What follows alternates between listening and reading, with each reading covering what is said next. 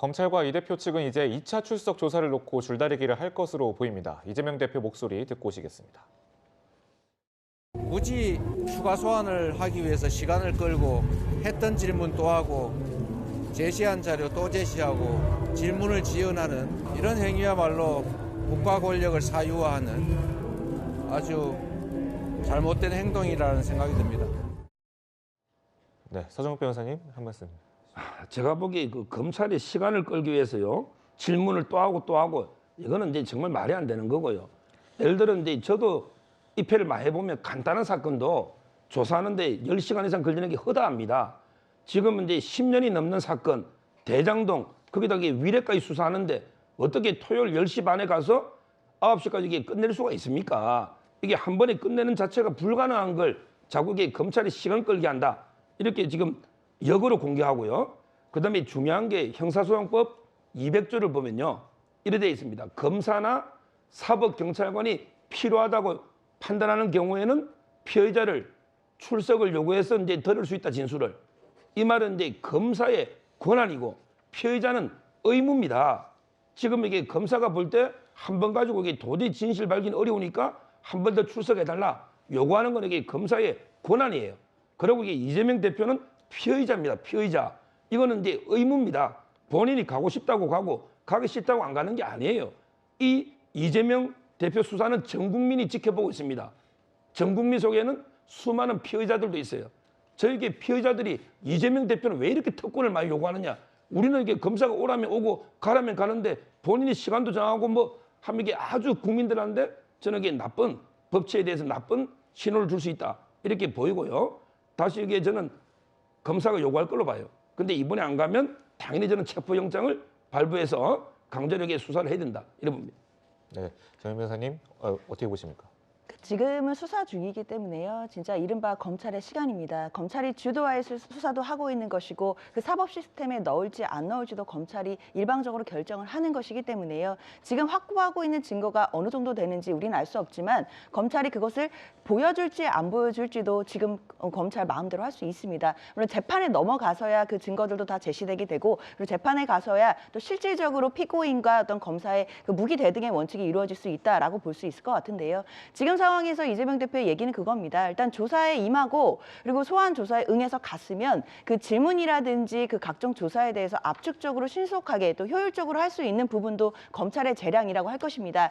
그런데 어제 얘기 나온 것처럼 했던 질문을 자꾸 또 한다든지 자료를 똑같은 자료를 같이 제시한다든지 아니면 동일한 류의 취지의 자료들을 계속 제시하면서 그 자료들을 낭독한다든지 이런 식으로 해서 조사 시간이 계속 지연되는 부분에 대해서는 이재명 대표도 피의자의 한 사람으로서 또 피의자의 방어권의 한 측면으로서 얼마든지 항의를 할 수 있는 측면이 있고요. 이건 일반 국민의 경우에도 형사상 조사를 받으면서 검사의 어떤 조사 부분에 대해서 이의가 있을 때는 분명히 항의할 수 있습니다. 이런 부분들은 헌법상 다 보장되는 우리의 권한인 것이지 검사가 수사를 하고 있다라고 해서 무조건 검사의 부당한 수사가 있다고 하더라도 따라야 할 의무가 있는 것은 아니거든요. 일반 국민들도 얼마든지 변호인의 입회 하에 부당하다고 생각되는 부분은 뭐 지적하고 항의할 수 있다라고 말씀드리겠습니다.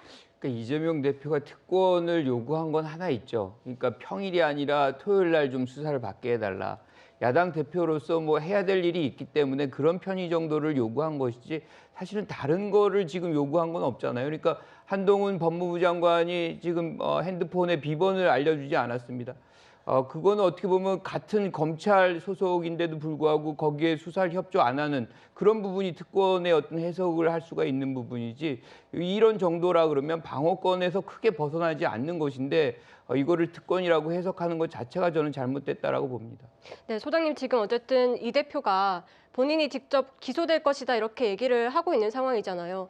구속이든 불구속이든 기소가 된다면 민주당 내에서 이 부정부패 혐의로 기소된 당직자 직무를 정지하도록 하는 당헌 80조 논란이 될 수밖에 없을 것 같습니다. 그 조항이 분명히 있는데 최근에 이제 거기에 추가된 부분이 이것이 정치 탄압이다라고 해석할 경우에는 제외한다는 항목이 있어요. 그런데 많은 지금 야당 지지자들이라든가 야당 당원들은 이 부분이 정치 탄압에 해당이 된다라고 해석을 하는 분들이 꽤 있습니다. 그렇다 그러면 뭐 그 부분에서 윤리소위라든가 이런 데서 판단하겠죠. 이것이 어디에 해당된다는 것이. 그렇다 그러면은 그 조항이 적용이 저는 당 내부에서는 안 될 가능성이 매우 높다라고 봅니다.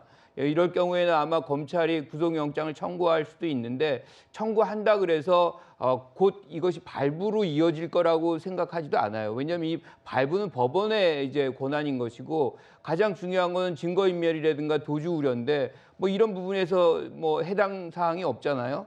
그렇기 때문에 저는 발부도 가능성이 없고 발부 만약에 된다고 하더라도 국회에 오면 지금 야당이 과반을 넘기고 있기 때문에 이게 동의받기 어렵다 이렇게 봅니다. 네, 지금 현재 이재명 대표 방금 뭐 말씀하신 당대표 직무에 대한 당내 논의 문제도 있겠지만 아무래도 이제 검찰에서 구속영장 청구를 염두에 두는 거 아니냐 생각할 수 있습니다. 그야말로 2월에 정말 이재명 대표를 둘러싼 각양각색의 그런 모든 말들이 나올 것 같은데요. 구자영 차장님, 네. 2월이면 어떤 뭐 구속영장 청구에 대해서 검찰이 어떤 결정을 내릴 거라고 보시는지. 네. 일단 소환 통보를 한두 번 더 할 가능성이 크고요. 거기에 만약 이재명 대표가 불응한다라면 결국 체포영장을 발부를 법원에 요청해서 법원이 국회에 체포 동의안을 보내는 이제 수순을 밟을 것으로 예상이 됩니다.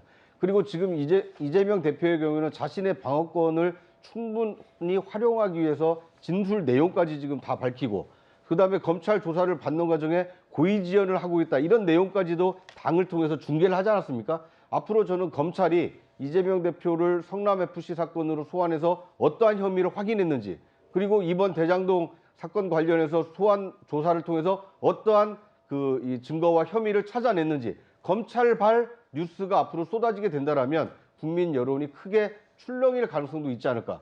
지금까지는 의혹 제기였지만 앞으로는 이 의혹을 넘어서 실체적 진실과 부정부패 혐의에 대한 이 구체적인 그 진술 또는 증거가 제시될 가능성이 있기 때문에 앞으로 이재명 대표와 관련된 여러 혐의에 대한 실체적 진실이 어느 정도 규명이 될지 좀 지켜봐야 될 때가 아닌가 하는 생각이 듭니다. 하나만 더 여쭤보겠습니다. 네. 지금 이재명 대표 민주당 야당 대표인데 야당 대표를 구속영장 청구한다는 거는 좀 예민한 문제도 있지 않을까 그런 얘기도 나오는데. 검찰로서도 굉장히 정치적 부담이 큽니다. 왜냐하면 제1야당 대표를 인신 구속을 해야 될 만큼 확실한 물증이 없는 상태에서 구속영장을 청구하게 되면 만약에 그 영장 그 내용이 공개가 됐을 때 국민 여론이 아니 이런 그 경미한 사건으로 제1야당 대표를 구속시키려고 했던 것이냐 이제 이런 역풍이 불게 되면 오히려 수사를 해왔던 검찰로서도 상당한 정치적 부담 그다음에 수사에 대한 압박 이런 것을 느낄 수밖에 없기 때문에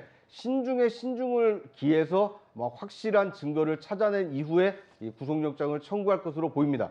그런데 지금 2년 가까이 지금 대장동 사건이 뭐 매일매일 그 새로운 뉴스가 쏟아지듯이 나와서 일반 국민들은 거의 그 실체적 진실의 상당 부분을 파악을 하고 있다고 봅니다. 결국 스모킹건이 될 수 있을 만한 빼도 박지 못하는 확실한 물증이 검찰이 확보했느냐 이제 이것에 따라서 국민 여론이 크게 달라질 가능성이 크고 그만큼 검찰이 자신감을 가지고 있다면 이재명 대표가 아무리 제1야당 대표라 하더라도 이 구속영장을 청구하지 않을까 이렇게 예상을 해봅니다. 지금 이제 이거 아까 김관욱 교수님 말씀하신 그 절차가요.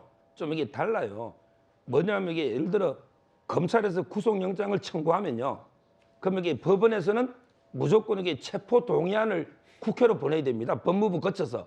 왜냐하면 이게 구속영장 실질심사 하려면 48시간 동안 이게 구인할 수 있는 48시간 체포영장이 필요한 거죠.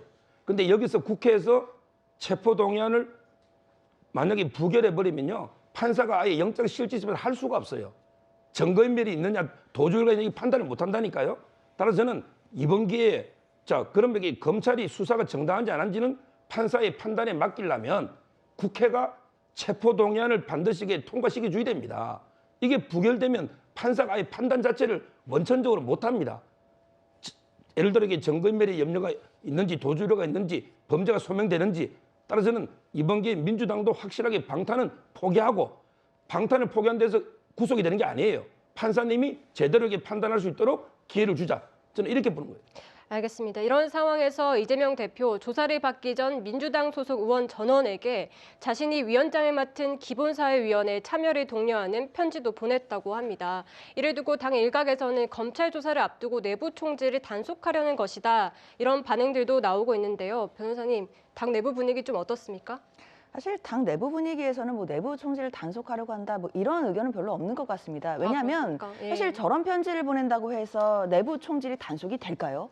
뒤집어 생각해 보면 사실 답은 나오는 거거든요. 저 편지 내용은 기본사회위원회라고 결국 이재명 대표가 계속 정치를 하면서 가장 큰 화두로 삼고 있는 기본사회에 대한 위원장을 본인이 직접 맡고 있습니다. 네. 본인이 직접 맡고 있는 그 기본사회위원회에 의원들이 좀 참석을 해서 올해만큼은 좀 기본사회 이런 화두를 띄워보자. 그리고 야당으로서 민생을 더 많이 해보자. 이런 차원의 위원회거든요. 그리고 그 편지도 25일에 그 의원식 수석 부위원장과 공동 명의로 지금 의원들에게 보내진 내용이고 그 내용들 속에는 뭐 이재명 대표의 어떤 수사라든지 이런 거에 대한 전혀 일절 언급이 없습니다. 말 그대로 기본사회위원회에 좀 많은 참여를 독려하고 그리고 당 차원에서도 이런 부분들을 이제 더 띄워서 과연 어떻게 민생을 해볼까 이제 이런 부분에 대한 좀 얘기이기 때문에요. 이것마저도 사실 정치적인 이슈로 끌어가는 것 자체가 저는 프레임 공격이다라고 생각을 합니다. 근데 프레임으로 보기 어려운 대목이 하나 있는 것이요. 네. 이게 가입 시점을 27일 오후 6시로 못을 박은 겁니다. 아, 데드라인을 박았군요. 그러니까 28일 10시 30분에 검찰 그 출두를 앞두고 있는데 그 전날 6시까지 가입 여부를 서명해서 보내달라. 그러니까 어떻게 보면 의원들로서는 얼마나 굉장히 신경이 쓰였겠습니까? 당대표가 하는 건데 내가 만약 찬성을 안 하면 혹시 나중에 공천 과정에 불이익이 있지 않을까. 이런 고민을 하게 만든 시점. 그러니까 왜 꼭 27일 6시라고 못 박았을까요? 검찰 출두 전에 많은 의원들이 기본사회위원회에 참여했다. 그래서 이재명 대표를 돕는 의원들이 많다. 근데 이런 새로운 프레임을 만들기 위해서 이 기본사회의 이 참여를 독려한 것이 아닌가. 이제 이런 의심이 들기 때문에 시점의 미묘함 때문에 내부 총질 단속용이다. 이제 이런 얘기가 나왔다. 이렇게 보시는 것이 타당할 것 같습니다. 알겠습니다.